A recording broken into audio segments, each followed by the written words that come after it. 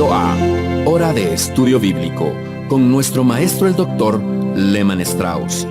Este estudio es el resultado del tiempo personal con el Señor, el ministerio pastoral y la experiencia en conferencias bíblicas del Dr. Lehman Strauss. Él nos instruye y alienta con la enseñanza de la palabra de Dios. Ahora, el Dr. Strauss.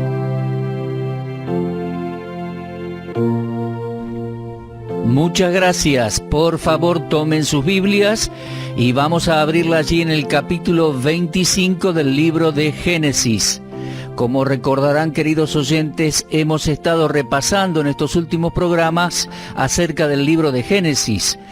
Por varias semanas hemos avanzado y hemos llegado y terminado hasta el capítulo 24.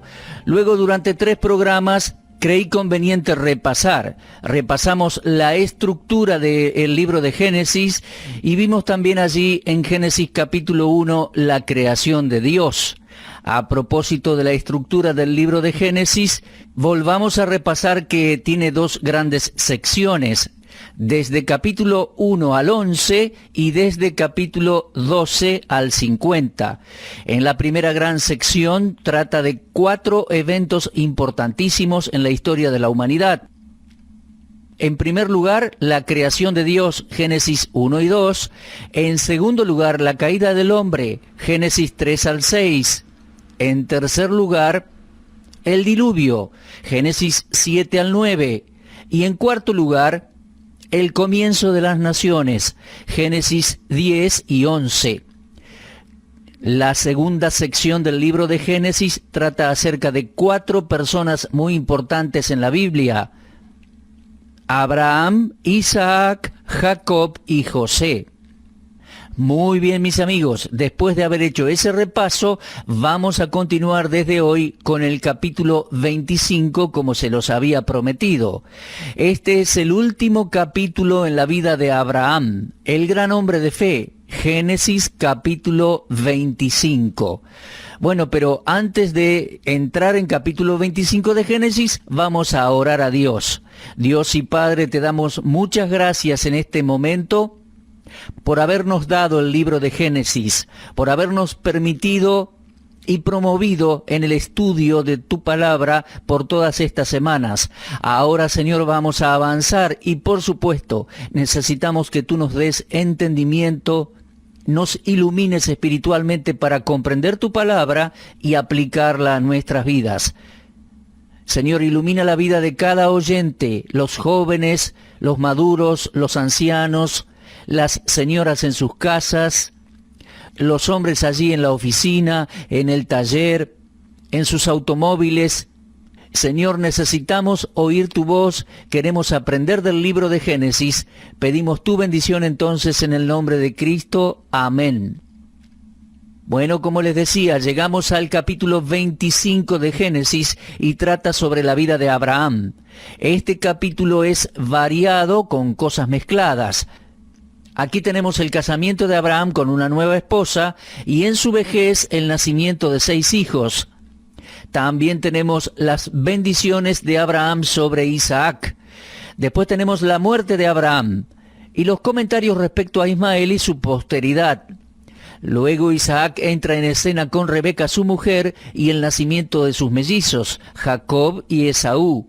Bueno, entonces tenemos mucho material en este capítulo 25 y vamos a considerar uno por vez. Para mí este es un capítulo excelente, muy rico, muy hermoso, lleno de significado. Es algo maravilloso ver a un hombre o una mujer de Dios, consagrados con sinceridad al Señor, avanzar los años y seguir sirviéndole. Le costó mucho hacerlo. Él había dejado su familia y su cultura allá en Ur de los Caldeos, y luego, después de muchos episodios en su vida, muchas experiencias con las personas y con Dios, vemos unos 100 años después casi a este mismo creyente haciéndose más fuerte todavía, caminando por la fe con la que había comenzado. Ese hombre fue Abraham. Una cosa es comenzar bien, mis amigos, y otra cosa es terminar bien. Muchos cristianos comienzan bien, pero no terminan bien, quedan al costado del camino. me hace acordar aquel versículo en Gálatas 5:7, donde Pablo dice: vosotros corríais bien, ¿quién os estorbó para no obedecer a la verdad? He escuchado de muchos cristianos, y algunos de ellos ministros, siervos del Señor, que se involucraron en errores, en pecados. Ministros que han sido retirados de la congregación, que han terminado su viaje terrenal sin poder continuar sirviendo a Dios. Mis amigos, esa no es la forma que yo quiero terminar mi vida. Me gustaría terminar como un siervo del Señor, con honores y como un verdadero ministro de la palabra de Dios. Oren por mí al respecto, para que sea así mi vida. Oro por mí mismo en ese sentido. Abraham fue la clase de persona que comenzó bien y terminó bien. Es una buena manera de terminar su viaje terrenal. Y a propósito, quizá usted tuvo una caída moral o espiritual. No es demasiado tarde para ponerse de acuerdo con Dios y comenzar de nuevo. David cometió errores, pecados graves, adulterio, asesinato, pero él confesó y se apartó de sus pecados y Dios le perdonó. Creo que David terminó bien. Así que si usted ha tenido un traspié en su vida, si el pecado ha entrado en su vida, recuerde 1 de Juan 1:9.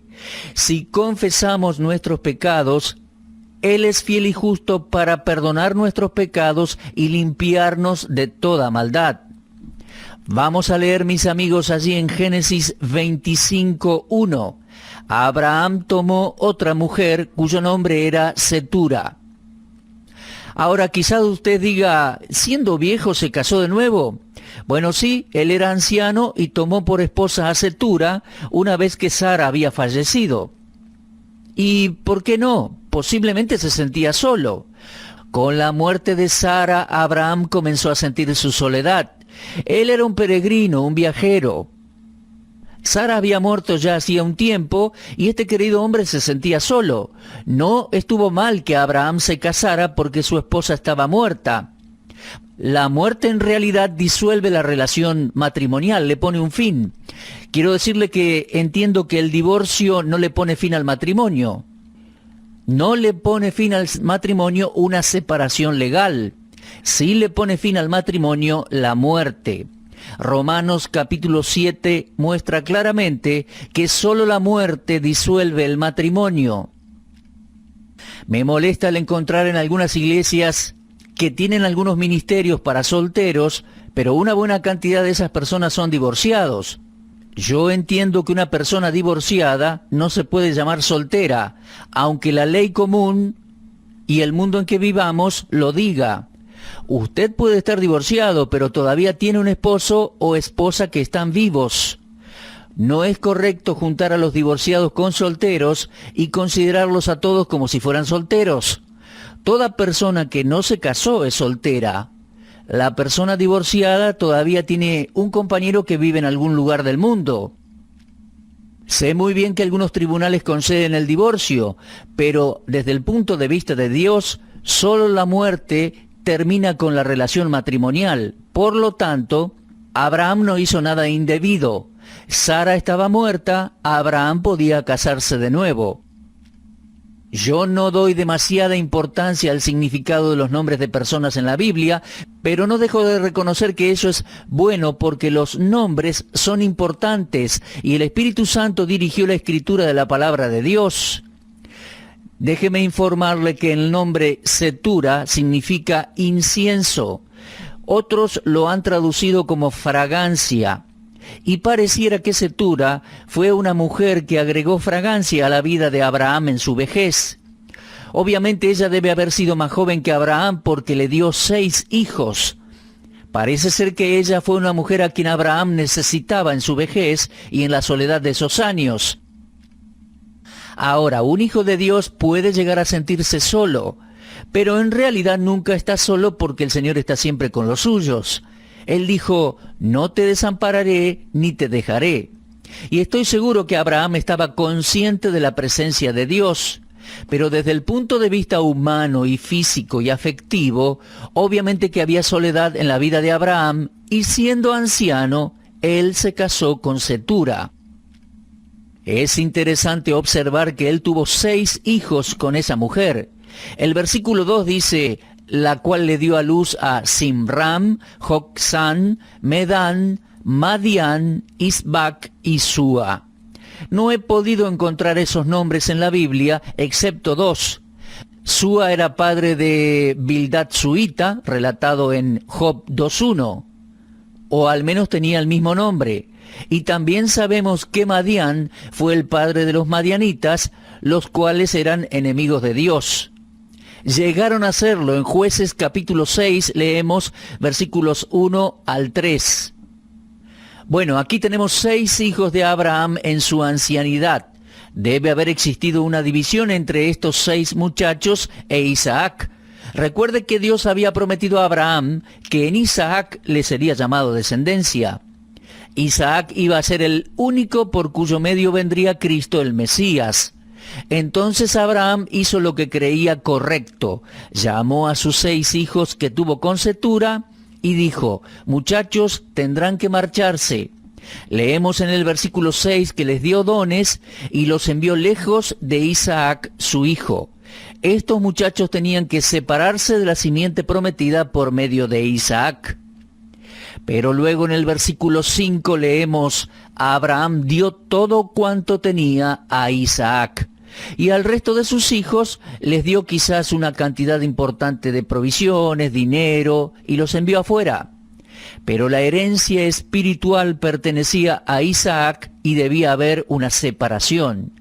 Así en estos primeros 6 versículos tenemos el casamiento de Abraham en su ancianidad, los 6 hijos que tuvo con Cetura, y también vemos a Abraham dando bienes a sus 6 hijos y enviándolos lejos y dando todo lo que tenía a Isaac. Isaac estaba destinado a recibir esa herencia. Dios lo había prometido una y otra vez y Dios no podía dejar de cumplir su promesa. En versículo 7 leemos, fueron los días que vivió Abraham 175 años. Y luego leemos allí en el versículo 8, exhaló el espíritu y murió Abraham en buena vejez. Él murió en buena vejez. Me gusta eso. No solo fue un anciano lleno de años, sino que también murió en buena vejez. Bueno, mis amigos, estos fueron los días que vivió Abraham. Ahora, mis amigos, hay muchos hombres y mujeres que son ancianos, pero no todos llegan a tener una buena vejez. Lehmann Strauss ha tenido ciertos amigos que son un ejemplo de lo que tenemos aquí reflejado en la vida de Abraham. Hombres y mujeres que tienen una buena vejez. Pregúntele a algún anciano piadoso cómo es eso y ellos le contarán, le contestarán. Una buena vejez en la fe, en el Señor, con su Biblia, una buena vejez. Ellos conocen al Señor Jesucristo, dirán, yo no estoy muriendo, es la vida lo que importa. Si usted vive en forma correcta, morirá en buena vejez. Y así Abraham llegó al fin de su viaje terrenal. Él vivió bien y murió bien, en buena vejez. No en una mala vejez, sino en buena vejez. En versículos 9 y 10 tenemos expresiones muy conmovedoras. Dice, y lo sepultaron Isaac e Ismael sus hijos en la cueva de Macpela, en la heredad de Efrén, hijo de Zoar Eteo, que está enfrente de Mamre, heredad que había comprado Abraham de los hijos de Et. Allí fue sepultado Abraham y Sara su mujer. Lo conmovedor aquí, amigos, no sé si se dan cuenta, es que Isaac e Ismael volvieron a estar juntos. Recordemos que ellos habían sido separados. Ismael había nacido de la esclava Agar, pero Isaac había nacido de una mujer libre, Sara, y debían separarse. En el funeral de Abraham, Ismael regresó y fue una reunión feliz. Es bueno ver a estos 2 muchachos juntos en el sepulcro de su padre. Allí estaba Ismael, el hijo de la esclava, que fueron obligados a salir del hogar muchos años antes. Ahora regresa al hogar para sepultar a su padre. Bueno, me gusta eso. Parecería que Isaac e Ismael tenían una buena relación en ese momento al menos. Vemos también que Abraham fue sepultado en la cueva de Macpela. Es el lugar que Abraham había comprado para sepulcro. Sara estaba sepultada allí, y estoy seguro que el deseo de Abraham era ser sepultado junto a Sara, y creo que cumplió ese deseo. Fue una buena salida de esta vida. Amigos queridos, espero que su deseo, así como el mío, sea que Dios nos permita llegar a ser ancianos con una buena vejez y no con mala vejez. Ese es el final de la historia de Abraham aquí en la tierra. Dice versículo 11, sucedió después de muerto Abraham que Dios bendijo a Isaac su hijo, y habitó Isaac junto al pozo del viviente que me ve. Ahora, mis amigos, no hay mucho aquí respecto a la vida de Isaac, excepto que era un buen excavador de pozos. Sabemos muy bien que el agua es esencial para la vida, tanto para el ganado como para los hombres. Mucho más en aquellas regiones. Así que vemos aquí a Isaac dedicado a cavar pozos. Regresaremos con él más tarde. Pero en estos versículos tenemos algo especial respecto a Ismael. Dice versículo 12, estos son los descendientes de Ismael, hijo de Abraham, a quien le dio a luz Agar, la egipcia, sierva de Sara. Y desde versículo 12 al 28 tenemos los nombres de los hijos de Ismael y los nietos. ¿Por qué ellos se mencionan aquí? ¿Por qué se menciona primero a Ismael antes que Isaac? Bueno, tenemos solo una mención de Isaac en el versículo 11, y luego en el versículo 12, el Espíritu Santo dirige a Moisés directamente a los nombres de los hijos y nietos de Ismael. Él era el hijo de la esclava, él no recibiría la herencia, Isaac era el que la iba a recibir. Entonces, ¿para qué mencionar a Ismael?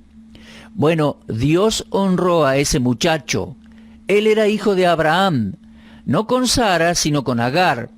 Y Dios los menciona primero como una manera de sacarlos del camino. Pero atención, los menciona con honor en la palabra de Dios. Él había prometido hacer de el hijo de Agar una gran nación. Lamentablemente algunos de los descendientes de Ismael fundaron el Islam, y por lo tanto el gran problema que el cristianismo ha traído con el Islam surgió de aquella situación y problemática. Y hoy el mundo cosecha una serie de conflictos. Yo no tengo nada en contra de los que profesan el Islam. Por favor, no me malinterpreten ni piensen que pretendo ser agresivo. No. Yo tengo mucho afecto por las personas y por ellos, y entiendo que Cristo murió por todos. Y Dios está muy preocupado también respecto a los que profesan el Islam, como lo está con todos en la tierra que profesan otras religiones. Lo que estoy diciendo es que el sistema del Islam, con su propio libro religioso, el cual no es la palabra de Dios, y con su propio punto de vista respecto a la deidad, porque no tienen el mismo Dios que nosotros, por lo tanto todo eso es contrario a lo que la Biblia enseña. Yo estoy en desacuerdo con el sistema, pero no ataco a las personas. Nosotros amamos a la gente y nos gustaría que conocieran a Cristo. No quiero manifestar ninguna animosidad ni malos sentimientos respecto a ninguna persona. Ellos están aquí como nosotros en este mundo. Ellos merecen escuchar el Evangelio. Tienen derecho a conocer a Cristo como Salvador personal. A lo que yo me refiero y muestro mi disconformidad es al problema del Islam, que ha sido un gran obstáculo para el avance de la causa de Cristo y del Evangelio a nivel mundial. ¿Cuál fue la razón, la raíz? El niño que nació de la esclava con el nombre de Ismael. Bueno, y aquí están estos hombres, estos nombres. Fíjese versículo 18. Habitaron desde Ávila hasta Sur, que está enfrente de Egipto, viniendo a Asiria. Estas dos naciones no han sido muy amistosas para el cristianismo. No estoy diciendo que no haya cristianos allí. Tampoco estoy diciendo que todos los que viven allí estén en contra del cristianismo. Solo estoy diciendo que ellos nunca han tenido mucha simpatía hacia el mensaje cristiano y la libre divulgación del Evangelio. En el versículo 19 leemos así: estos son los descendientes de Isaac, hijo de Abraham. Abraham engendró a Isaac, y era Isaac de 40 años cuando tomó por mujer a Rebeca, hija de Betuel, arameo de Paran Aram, hermana de Labán, arameo.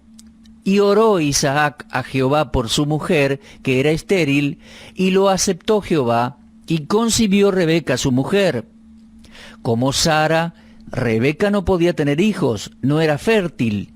La Biblia dice que era estéril, e Isaac hizo lo correcto, fue a Dios en oración, y Dios respondió su oración, y concibió Rebeca. Muchas veces la gente no busca la dirección de Dios en esos asuntos hoy.